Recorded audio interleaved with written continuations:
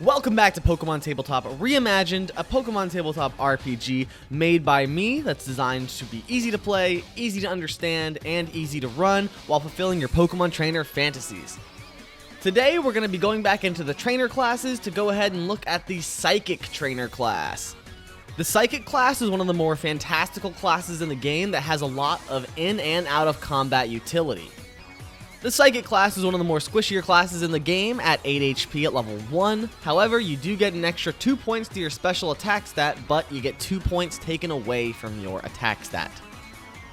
In terms of skill advantages, I believe the Psychic has some of the best in the entire game, with Insight, Perception, and Deception. 3 whole skill advantages that are very useful outside of combat. Moving on to the abilities, at level 1 you're going to get the ability Mind Reader. Outside of combat, you may read the mind of any person or Pokemon following an Insight skill check. Failing the check will make them aware that you tried to read their mind and will lock you out of their mind for any further readings. So as you can probably tell, just straight out from level 1, this is a very powerful ability to have early on. You'll be able to read NPCs' minds and sort of figure things out a lot easier than a lot of the other classes. Additionally, at this level, your trainer will count as a Psychic-type Pokemon during damage calculation. Now, other trainers usually count as normal types during damage calculation, however, you will count as a Psychic type, so you'll resist fighting damage, but you'll also take super effective damage from things like Dark and Bug-type moves. At level 2, you get the ability Telekinesis, a pretty simple ability where your trainer will know the Pokemon move, Telekinesis, and can use it both in and out of combat. Telekinesis allows you to move objects, items, and creatures from a certain range, allowing you to do stuff like grabbing the keys off of a guard so you can unlock your cell, or even pushing an enemy off a cliff from a distance, or throwing an enemy into some water, moving them backward into your allies' attacks, and other use cases. At this level, of course, you also gain 2 stat points that you can allocate to any non-HP stats that you would like, and you gain 1d8 trainer HP added to your max HP. At level 3, you start getting some more fun stuff with the Levitation ability. As a bonus action, you or your Pokemon can begin levitating. This changes the creature's movement to flight movement for the duration, with the levitation stopping at the end of the turn or after they move 30 feet. If you levitate for more than 30 feet, you must make a special attack check in order to sustain the flight.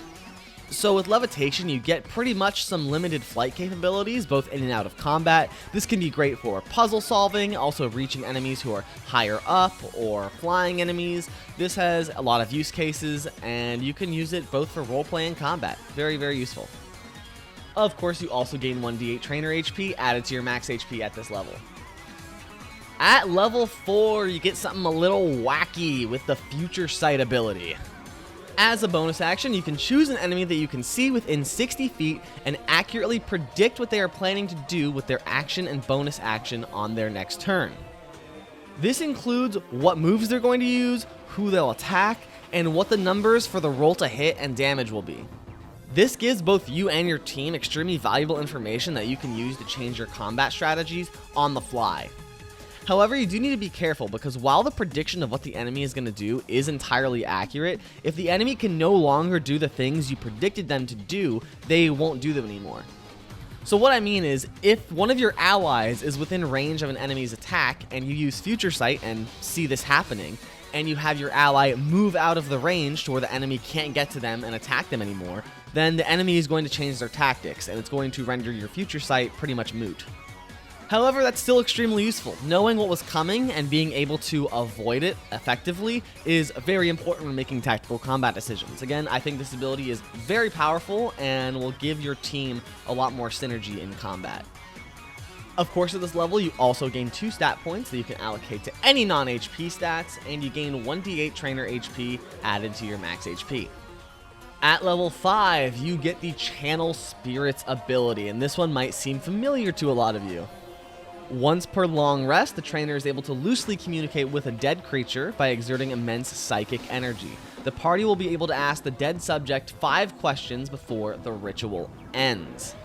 However, your trainer will not be able to perform any other actions and has disadvantage on all skill checks and saving throws while Channel Spirits is in effect. So yes, some of you might be familiar with this. There are some spells in other tabletop RPGs that do the same exact thing. Speak with the Dead, I believe it is called. And yeah, we have that exact same ability here, just a part of the Psychic class, exclusive to this class. So if you like talking with the dead, this is the class that you are going to want to use.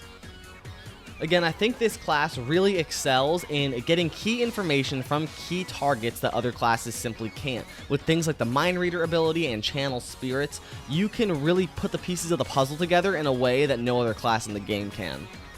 Of course, at this level, you also gain 1d8 Trainer HP, added to your max HP. At level 6, you get a bit of a defensive maneuver with the Illusionist ability. As a bonus action, you can create a non-functional illusory duplicate of a willing creature, giving the next attack made towards them disadvantage or giving them advantage on their next defensive saving throw. While it's not the most powerful ability, basically being a bit of a dodge light, this can really help you avoid being the most squishy member of the party, at least temporarily. This also opens up the opportunity for more team play with your frontliners. Give these illusory copies to your frontliners who are always within melee range, and they'll have a little bit more survivability overall. Of course, at this level, you also gain 2 stat points to allocate to any non-HP trainer stats, and you gain 1d8 trainer HP added to your max HP. At level 7, you get more mobility with the True Teleport ability. Twice per long rest as a bonus action, you and one willing adjacent creature can teleport to a spot within 60 feet that is visible from the trainer's current position. So yeah, obviously being able to move 2 creatures up to 60 feet as a bonus action, twice per long rest, is pretty huge. This opens some big opportunities for problem solving, crossing large gaps, getting out of sticky situations where some melee characters have maybe encroached upon you a little too closely. This is an extremely useful part of your kit. Of course, at this level, you also gain 1d8 trainer HP added to your max HP. At level 8, we get one of the more interesting abilities called Mind Link. With Mind Link, once per long rest when you touch a creature, you can automatically form a psychic link with them. And while you're linked, you're able to experience all of their senses and communicate with them directly for 1 minute from anywhere. But that's not all, because creatures that are unaware of the Mind Link will stay unaware unless you communicate with them. This is extremely useful. If you can be discreet with when you're applying this to somebody, you can maybe apply this to the big evil bad guy of the campaign, and later on in that same day, sort of spy on him for a minute and see what he's up to and see who he's talking to, revealing some key information. Again, this class is really good about gathering information and intuiting certain clues that other classes simply just cannot do. However, there is a little caveat. If you have previously used the Mind Reader ability on a creature and failed, you'll be unable to use the Mind Link ability on them. So if you got locked out from the Mind Reader ability, you also cannot Mind Link them. That's the limitation we have here. Yeah, this ability just has a lot of use cases. You can use this on allies to stay in touch with them or communicate messages to an NPC later on in the same day while you're far away from them. You can use this on evil characters to sort of get and see what they're doing behind the scenes. You can use this on a Pokemon to see where it's headed, where its den is. There's a lot of things that you can do with this ability. And of course, you also gain 2 stat points to allocate to any non-HP stats that you would like for your trainer, and you gain 1d8 trainer HP added to your max HP at this level.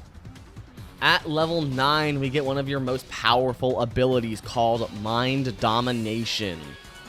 As an action, you can attempt to dominate the mind of a person within 45 feet that you can see.